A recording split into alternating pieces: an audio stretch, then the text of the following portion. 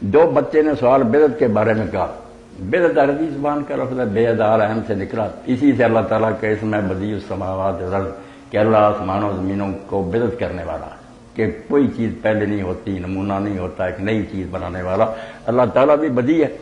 اس لیے یہ عمل بھی بہت اچھا ہے، 1212 مرتبہ اگر کوئی اپنی حاجات کے لیے کرے تو نیک لوگوں کا تجربہ کہ انشاءاللہ 12 دن کرے یا بدیع العجائب بالخیر یا بدیع پڑھے، اور روزانہ عشاء کے بعد تو اللہ تعالیٰ مشکل حل کرتا، تو اللہ بھی بدیع ہے۔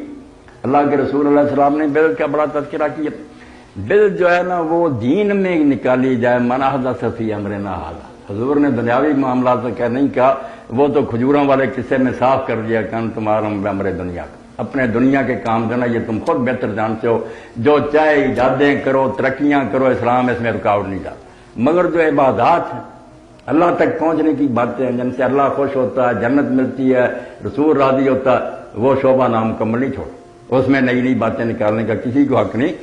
وہ اس کے بارے میں آپ نے بتایا کہ ہمارے اس کام میں، دین میں، اس لیے دو لفظ الگ الگ یاد رکھیں، ایک اقترابات ہے اللہ کا قرب حاصل کرنے کی، اس کی پہچان کیا کہ غیر مسلم اس میں آپ کے ساتھ شریک نہیں ہوگا، ہندو سکھوں کا ہمارے ساتھ مل جاؤ درود شریف پڑھنے میں نماز نہیں آئے گی، اور اگر جہاز پر سوار ہونا ہے انہوں کی استعمال کرنی ہے دوسرے، یہ سارے کریں، یہ ارتفاقات دنیا کی زندگی کو آسانی سے گزارنے، اس میں کوئی ترقی منع نہیں، نئی سے نئی چیز نکالے، اس کا بدعت سے کوئی تعلق نہیں، نہ یہ ناجائز ہے۔ اقترابات جو ہیں قربت اللہ کی باتیں، ان میں اگر کہتا ہے کہ رسول اللہ اس میں بھی دین نامکمل چھوڑ کے ہم کسر پوری کر رہے ہیں، تو یہ دین میں بہت بڑی بے ادبی شمار ہوئی۔ شرک کے بعد سب سے بڑا جرم کہا گیا کہ تم دین میں امینڈمنٹ کرتے ہو، اللہ کا رسول دین بھی نہیں پورا دے کے گیا، الیوم اکملت لکم، اعلان ہو گیا کہ دین آج پورا ہو گیا، دین میں نہ نکالو، دنیا میں جتنی چاہے ویرائٹیاں نکالو، ترقیاں کرو، یونیورسٹی نئی سے نئی چیزیں بنائے، بسم اللہ جی۔ اب پوچھے دے دو ذرا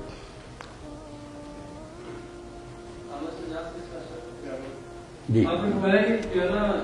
جو آئے نہیں کہ آج کے دن جو دین مکمل ہو گیا، اس میں آپ کوئی چیز نہیں کر سکتے، لیکن اذان جو ہے اس کے اندر جو ہے صبح کے وقت ہم پڑھتے ہیں کہ نماز کے لیے نماز نہیں سے بہتر ہے، ٹھیک ہے نا، یہ حضرت عمر رضی اللہ عنہ کے دور کے اندر آپ نے اس کو جاری فرمایا تھا۔ اسی طرح جو ہے نا یہ جو تراویح پڑھتے ہیں یہ بھی جو ہے نا 20 تراویح تو آپ سے کوئی ثابت نہیں کہ آپ نے پورے 30 دن متواتر پڑھی ہو، یہ بھی بعد میں کہ حضرت عمر کے دور میں شروع ہوئی، اس کے بارے میں آپ کا کیا؟ یہ دونوں مثالیں جو بچے نے دی نا بہت اچھی بات ہے، اس طرح ذہن کلیئر کرنا چاہیے کہ یہ باتیں بھی دین کی ہیں۔ اب یہ کہ الصلاۃ خیر من النوم، اگر تو بات بیٹا یہی ہے کہ یہ حضرت عمر رضی اللہ عنہ نے اپنے دور میں شروع کیا، جیسے امام مالک نے بھی ایک روایت لکھی ہے، مگر اس کے بارے میں یہ جاننا چاہیے ہمارے ہاں جو ہے نا علم روایت یا حدیث یہ ایک سائنس ہے، بڑی محنت ہوئی ہے اس پر۔ افسوس یہ ہے کہ مدرسوں میں بھی اس کا اہتمام نہیں، لڑکے بھی بس کتاب پڑھی اور سنانے لگے کہ مشکات میں ہی آیا، فلاں میں ہی آیا، باقاعدہ جو ہے نا اس پر ڈھیروں کتابیں ہیں کہ کون ہے اس کو بیان کرنے والے، لکھنے والے نے کس سے لیا، اس نے کس سے لیا، یہ آپس میں ملے ہیں، ان کے حافظے کیسے ہیں، ان کی دیانت کا کیا حال ہے، کس عمر میں ملاقات ہوئی،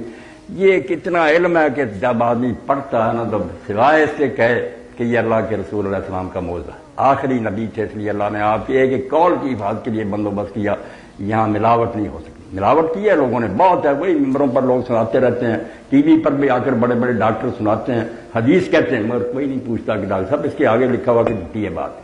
یہ پوچھنا شروع کر دیں تو انشاءاللہ مسئلے حل ہو جائیں۔ تو یہ حضرت عمر رضی اللہ کے بارے میں جو ہے نا کہ وہ سوئے رہ گئے، مؤذن نے آ کر ادب سے کہا کہ الصلاۃ خیر من النوم یا امیر المومنین، تو آپ نے فرمایا یہ کلمہ تو بہت اچھا، اس کو آپ نا اذان فجر میں رکھ، یہ بیٹا اتنی مستند نہیں ہے، انویلڈ ٹریڈیشن ہے، نہیں صحیح۔ اس کے مقابلہ میں دوسری روایتیں جو ہے نا اس میں آتا خود حضور کے زمانہ میں ہوتا تھا، آپ نے ابو محذورہ کو اس کی تعلیم دی۔ اب جو تو کہہ رہے ہیں نا بچہ،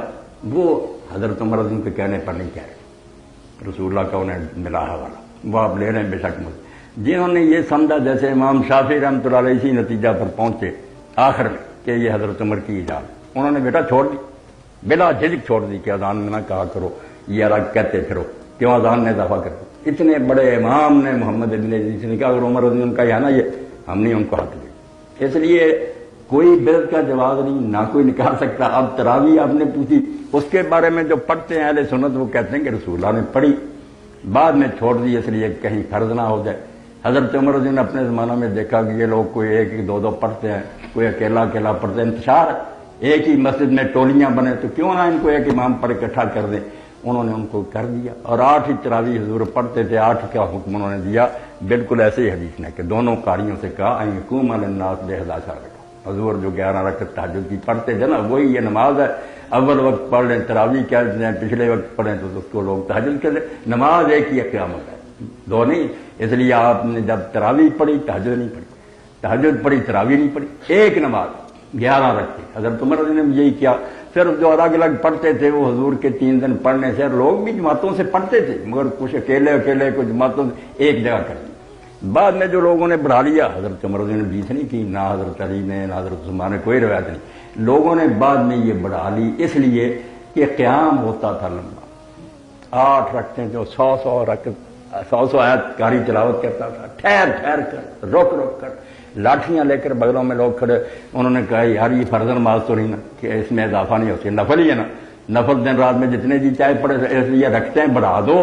جلدی جلدی رکوع سجدے اور ٹانگوں کو ذرا نا آرام مل جائے. بڑھنی شروع ہوگی 16, 20, 24, 28, 32, 36 تک تو امام مالک کے زمانہ میں پہلی صدی میں ہو گئی. تو لوگ یہ مانتے ہیں, اب بھی مانتے ہیں, بڑے بڑے حنفی اور دوسرے علماء کے سنت 8 ہیں,